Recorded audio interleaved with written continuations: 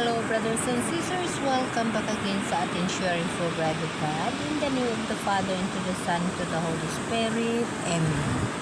Lord, magpapasalamat ako sa iyo sa mga grasya na ibinibigay mo sa akin, sa mga pagtulong mo, sa pagmamahal mo, sa lahat na ginagawa mo sa buhay ko, sa pagsabi ko Lord na isasuko ko sa iyo ang lahat, isurrender kong buong buhay ko at hinihingi ko na ikaw ang magkontrol ng buhay ko.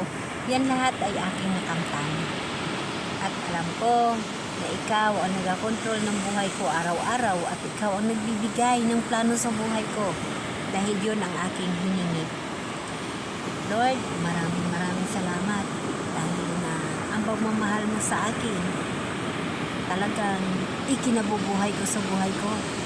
Maraming salamat, Lord. Lord, lagi kong dinadalangin na sana yung aking mga anak, hipuin mo rin ang kanilang mga puso. Gisingin mo ang katotohanan upang umasa rin sila sa iyong tulong at sa iyong gabay.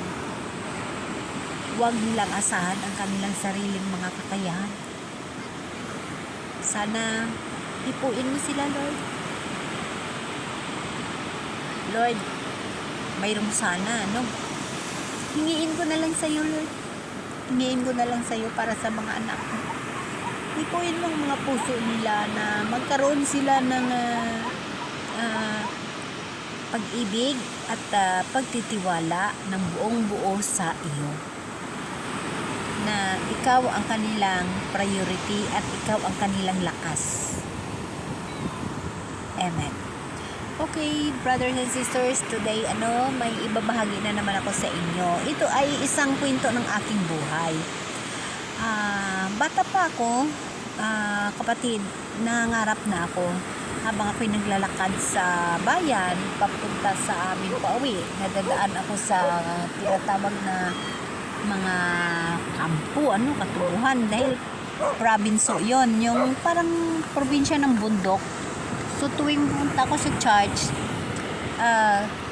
bit ko yung aking tsinelas, no? Pagdating sa bayan, saka ko isuot yung tsinelas ko.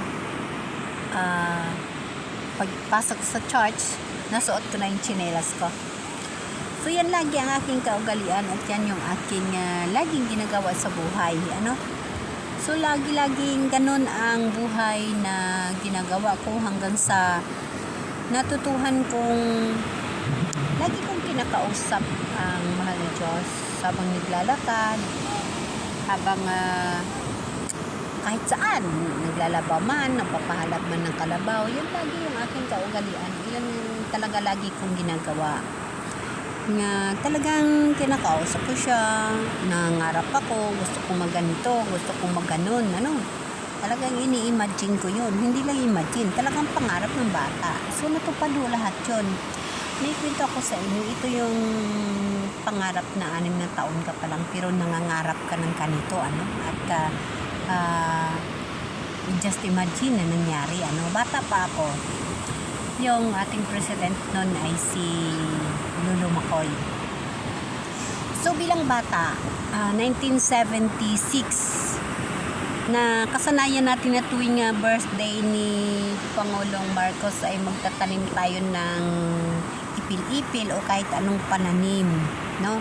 Kahit anong tanim na mga seeds, magtanim ho tayo niyan. So habang nagtatanim yan, nagabit-bit ng mga ipil-ipil, mga magdadaan yung helicopter, di ba? May helicopter sa Impapawid, kung inyo maalaala, 1976, 1975-76.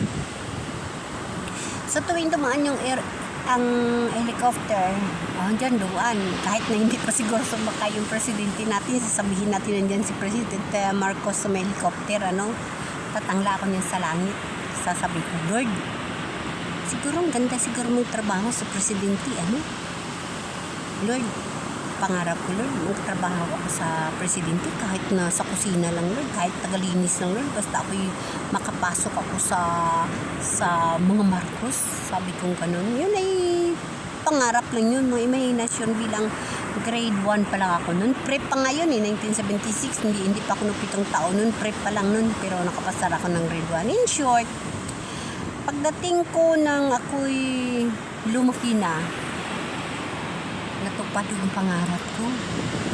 Naging kusinira ho ako ni Ma'am Amy Marcos.